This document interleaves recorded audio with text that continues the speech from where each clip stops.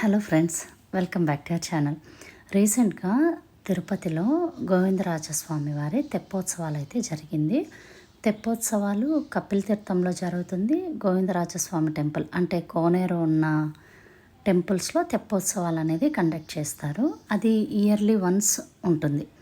అయితే ఈ తెప్పోత్సవాలు కానీ, వార్షిక బ్రహ్మోత్సవాలు కానీ, ఫెస్టివల్స్ అప్పుడు జరిగే ఉత్సవాలు కానీ వాటన్నిటి డీటెయిల్స్ మాకెలా తెలుస్తుందంటే టీటీడీ క్యాలెండర్ని మేము మెయింటైన్ చేస్తాం.